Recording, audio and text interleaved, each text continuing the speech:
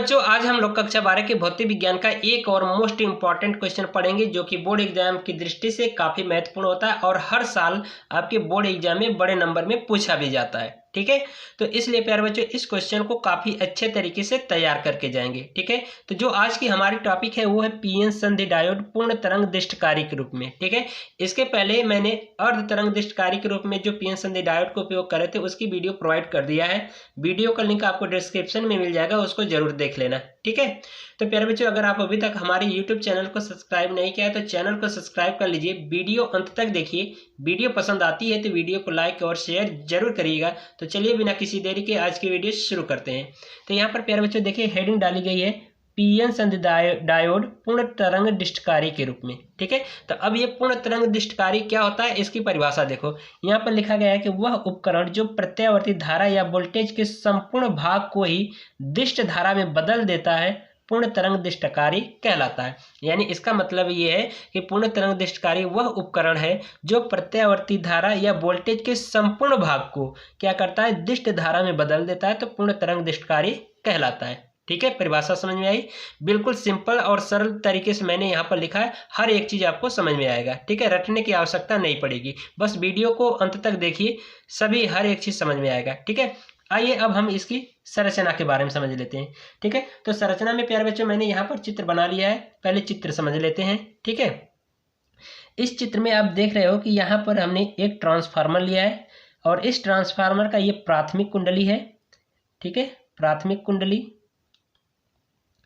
जिसका एक सिरा P1 और दूसरा सिरा P2 है। और इस प्राथमिक कुंडली में यानी ट्रांसफार्मर की प्राथमिक कुंडली में हमने प्रत्यावर्ती धारा या वोल्टेज निवेशित किया है। ठीक है, तो ये निवेशित वोल्टेज है या निवेशी वोल्टेज है। ठीक है, बात समझ में आ रही। और यहाँ पर देख रहे हो कि जो ट्रांसफार्मर का जो दूसरी बाइंडिंग है यानी कि दूसरी जो कुंडली है हमारी क्या है, द्वितीयक कुंडली है। ठीक है, ये क्या है, द्वितीयक कुंडली है। और इस द्वितीयक कुंडली के दो सिरे हैं, एक है S1 और एक S2 है। और इसमें देख रहे हो आपकी कि इस ट्रांसफार्मर की द्वितीयक कुंडली में हमने दो पीएन डायोड लगा रखे हैं, एक डायोड D1 है और दूसरा डायोड D2 है। इसमें क्या है, इसको किस तरह से जोड़ा गया कि जो ट्रांसफार्मर का जो द्वितीयक कुंडली है इसका S1 सिरा डायोड D1 के प्लस सिरे से और N सिरा जो है ये हमारा P वाला होता है, ये N वाला होता है। N सिरा और इस डायोड का जो दूसरा N सिरा है इन दोनों को एक सिरे से जोड़ दिया गया है और दूसरे डायोड का ये P वाला सिरा और ये पहले वाले डायोड का P वाला सिरा दोनों को क्या किया गया है, एक तरफ जोड़ा गया है। ठीक है, यानी कि ये ट्रांसफार्मर की दूसरी यानी कि जो दूसरा सिरा है S2 इससे जोड़ा गया है। इस ट्रांसफार्मर की द्वितीयक कुंडली में हमने दो डायोड लगा रखे हैं, एक D1 है और एक D2 है। ठीक है, इस डायोड D1 का जो ये N वाला क्षेत्र है और इस डायोड D2 का जो N वाला क्षेत्र है इसको एक साथ जोड़ा गया है। और इस डायोड का यानी D1 वाले डायोड का जो P क्षेत्र है और इस डायोड D2 का जो P क्षेत्र है इन दोनों को एक सिरे से जोड़ा गया है। ठीक है, या इसको हम इस तरह से कह सकते हैं कि डायोड D1 का P वाला भाग द्वितीय कुंडली के S1 सिरे से तथा डायोड D2 का P वाला भाग द्वितीय कुंडली के S2 सिरे से जोड़ा गया और D1 और D2 के जो डायोड N वाले क्षेत्र यानी कि N वाला जो भाग है वो उनको क्या किया गया, एक साथ जोड़ा गया और इनके बीच में एक लोड प्रतिरोध RL जोड़ दिया गया, जहां से हमें ये क्या होगा, निर्गत वोल्टता प्राप्त होगी। ठीक है, ये हमारे क्या होगा, यहाँ से निर्गत वोल्टता या वोल्टेज प्राप्त होगा। ठीक है, ये चीज़ आपको समझ में आया।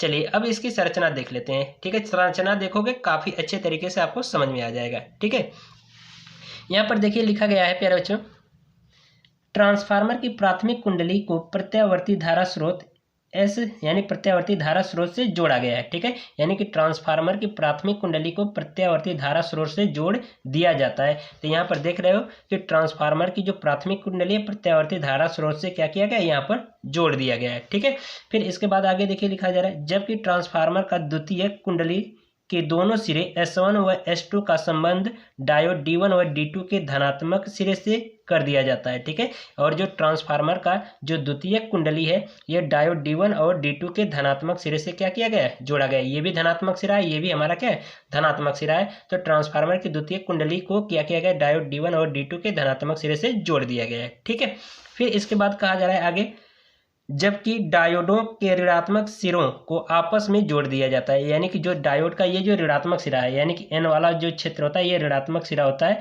तो डायोड दोनों जो डायोड हैं D1 और D2 इनके ऋणात्मक सिरों को क्या किया गया, एक साथ जोड़ दिया गया है। ठीक है, फिर इसके बाद आगे देखिए, तथा लोड प्रतिरोध RL के दोनों सिरों के निर्गत वोल्टता प्राप्त होती है।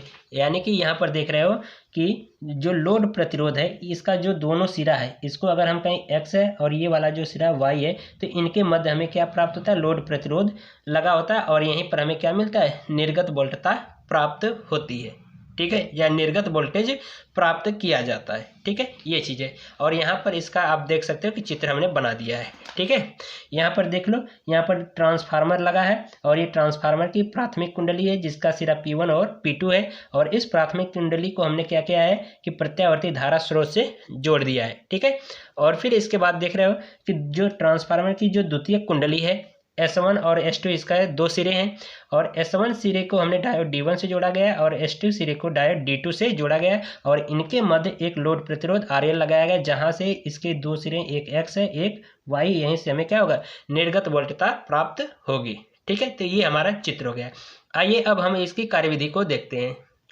तो यहाँ पर मैंने हेडिंग डाला है कार्यविधि। ठीक है, अब कार्यविधि यानी कि ये जो चित्र हमने बनाया है ये किस तरह से कार्य करेगा पूर्ण तरंग दृष्टिकारी के रूप में, इसको समझेंगे। ठीक है, यहाँ पर देखो लिखा गया है कि प्रत्यावर्ती वोल्टता के प्रथम आधे चक्र में प्राथमिक कुंडली का P1 सिरा ऋणात्मक व P2 सिरा धनात्मक हो जाता है। ठीक है, यानी कि जब हम क्या करते हैं कि ये प्रत्यावर्ती धारा स्रोत का ये आधा चक्र हम क्या करते हैं, यहाँ पर निवेशित करते हैं, यानी प्राथमिक कुंडली को प्रोवाइड करते हैं, यानी देते हैं, तो ये प्राथमिक कुंडली का जो हमारा P1 सिरा है, ठीक है, ये क्या हो जाता है, ऋणात्मक हो जाता है, और P2 सिरा क्या हो जाता है, धनात्मक हो जाता है। यही इसमें कहा गया है कि प्रत्यावर्ती वोल्टता के प्रथम आधे चक्र में प्राथमिक कुंडली का P1 सिरा ऋणात्मक व P2 सिरा धनात्मक हो जाता है।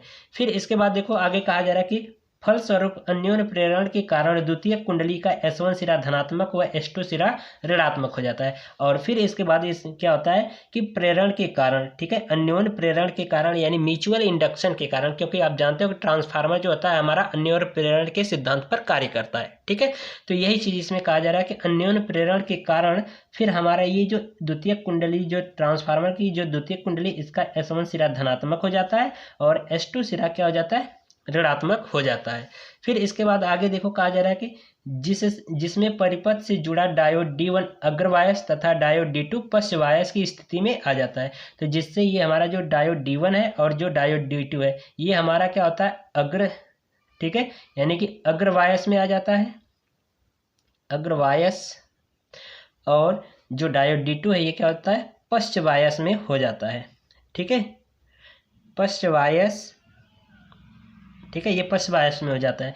तो पश्चवायस में जानते हो कि डायोड जो D1 यानी कि जब डायोड D2 जो है अग्रवायस में क्या होता है, इसमें धारा प्रवाहित होती है, और पश्चवायस में क्या होता है, डायोड में धारा प्रवाहित नहीं होती है। ठीक है, तो यही चीज़ लिखा गया है जिसमें परिपथ से जुड़ा डायोड D1 अग्रवायस तथा डायोड D2 पश्चवायस की स्थिति में आ जाता है, जिसके कारण डायोड D1 में धारा प्रवाहित होती है और डायोड D2 में नहीं। ठीक है, यानी कि जब ये हमने बताया कि अग्रवायस में धारा प्रवाहित होती है और पश्चवायस में धारा प्रवाहित नहीं होती है, तो जब हमारा डायोड D1 जो है अग्रवायस में हो गया तो इसमें धारा प्रवाहित होगी और D2 में धारा प्रवाहित नहीं होगी, क्योंकि ये पश्चवायस में हो गया।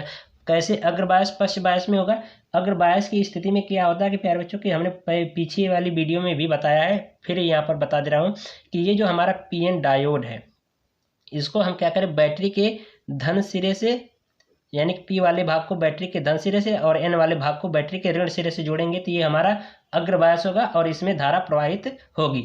लेकिन इसी का जस्ट उल्टा कर दें कि ये जो हमारा PN डायोड है ये P वाला भाग है, ये N वाला भाग, तो P वाले भाग को बैटरी के ऋण सिरे से और N वाले भाग को बैटरी के धन सिरे से कर दें तो ये हमारा पश्चवायस में जाता है, तो इसमें धारा प्रवाहित नहीं होती है। तो यही चीज़ देखो कि जब यहाँ पर क्या हो गया, प्रेरण की वजह से S1 सिरे पर क्या हो गया, ये धनात्मक वोल्टेज आ गया और S2 सिरे पर ऋणात्मक आ गया। तो ये देख रहे हो डायोड का ये P वाला भाग क्या है, धन सिरे से जुड़ गया है, और ये N वाला जो सिरा है यहाँ पर देखो S2 से जुड़ा है, तो यहाँ पर क्या गया, माइनस वोल्टेज आ गया, यानी ऋणात्मक वोल्टेज आ गया, तो ये क्या हो गया, हमारा अग्रबायस में होगा।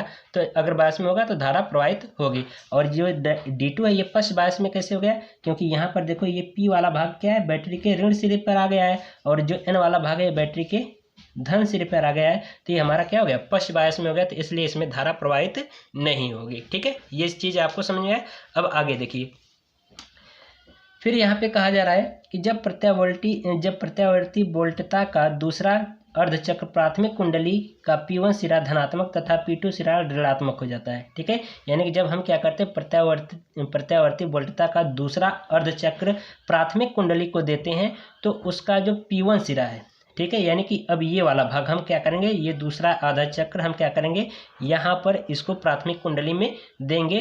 तो इसमें क्या होता है कि इस प्राथमिक कुंडली का जो P1 वाला जो सिरा होता है ये धनात्मक हो जाता है, और P2 वाला सिरा क्या हो जाता है, ऋणात्मक हो जाता है। ठीक है, अब इसमें क्या होगा, अन्योन्य प्रेरण की वजह से अब ये S1 सिरा माइनस, यानी कि S1 सिरा पे क्या होता है, माइनस वोल्टेज आ जाता है, और S2 सिरा पे क्या हो जाता है, प्लस वोल्टेज आ जाता है, जिसके कारण अब ये देख रहे हो जो डायोड D1 है, ठीक है, ये पश्च बायस में आ जाता है, और डायोड D2 जो है ये क्या होता है, अग्र बायस में हो जाता है। ठीक है, अग्र बायस में हो जाएगा। तो अब इसमें क्या होगा, डायोड D1 में धारा प्रवाहित नहीं होगी, और इसमें यानी कि डायोड D1 में पश्च बायस में हो गया तो इसमें धारा प्रवाहित नहीं होगी, और इसमें डायोड D2 में क्या होगी, धारा प्रवाहित होगी, क्योंकि ये अग्र बायस में हो गया।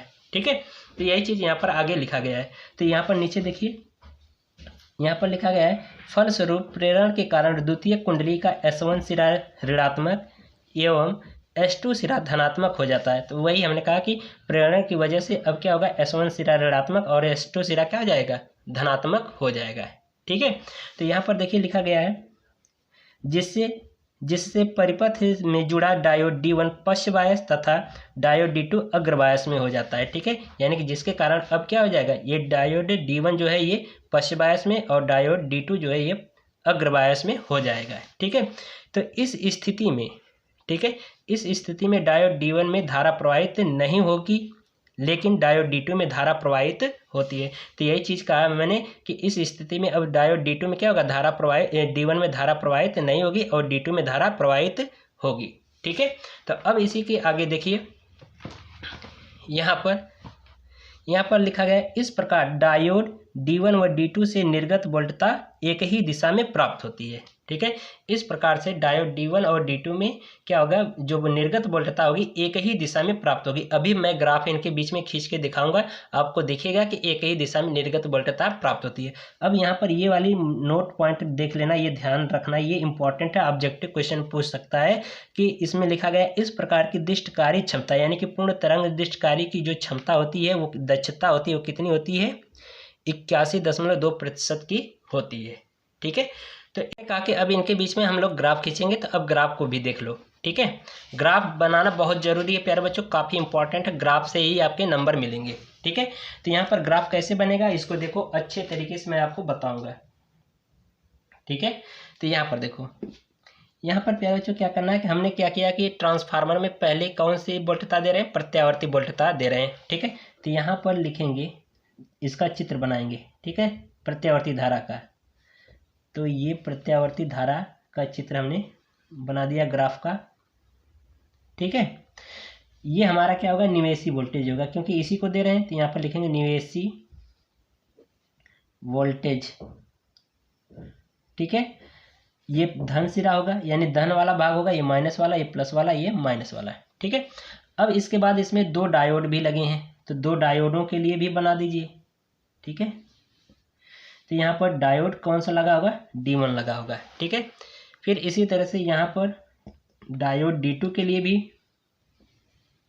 तो यहाँ पर लिख देंगे ये वाला जो भाग होगा ये डायोड D2 का होगा। ठीक है, अब यहाँ पर हमें क्या मिलेगा, निर्गत वोल्टता मिलेगी, तो यहाँ पर हमें क्या होगा, यहाँ पे लिख देंगे निर्गत वोल्टता या वोल्टेज। ठीक है, तो अब इसके बाद देखो यहाँ पर हम क्या करेंगे, इसको ऐसे डॉटेड करके मिला लेते हैं, ये वाले भाग को ऐसे पूरा। ठीक है,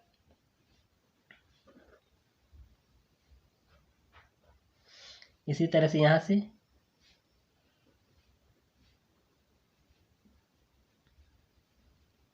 ठीक है, यहाँ पर भी मिला लीजिए पूरा।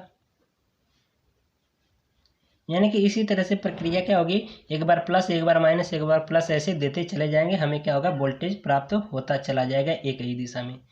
ठीक है, तो इसमें अब देखो, शुरू में हमने कहा कि जब हम क्या करते हैं कि अर्ध तरंग दृष्टकारी यानी कि पूर्ण तरंग दृष्टकारी में कि हम क्या करते हैं कि जब इस प्रत्यावर्ती वोल्टता का आधा चक्र इस प्राथमिक कुंडली को देते हैं इसमें, तो उस समय ये डायोड D1 जो है हमारा अग्र बायस में होता है और डायोड D2 जो है पश्च बायस में होता है। तो डायोड D1 जो होगा अग्र बायस में होगा, तो इसमें धारा प्रवाहित होती है। ठीक है, और इसमें क्या होगा, डायोड D1 जो है D2 जो है हमारा पश्च बायस में होता है, तो इसमें धारा प्रवाहित नहीं होगी। ठीक है, तो ये ऐसे ही चला जाएगा। फिर हम क्या करते हैं, जब माइनस वाला भाग देते हैं प्राथमिक कुंडली में, तो उस समय डायोड D1 हमारा क्या हो जाता है कि ये पश्च बायस में हो जाता है और डायोड D2 हमारा अग्र बायस में हो जाता है, तो इसमें धारा प्रवाहित होती है। ठीक है, उसी तरह से अब फिर हम क्या करेंगे, प्लस वाला भाग देंगे तो डायोड D1 में क्या होगा, धारा प्रवाहित होगी और डायोड D2 में धारा प्रवाहित नहीं होगी।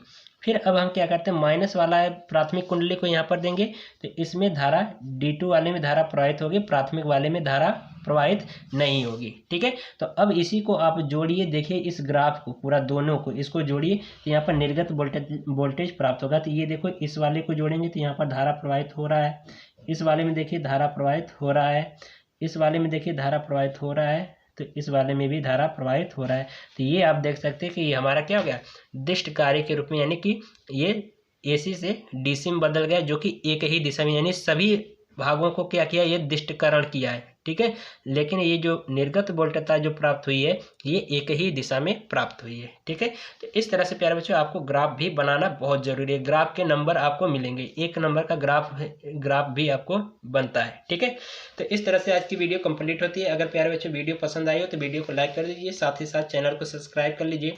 मिलते हैं अगली वीडियो में, तब तक के लिए गुड बाय, थैंक यू।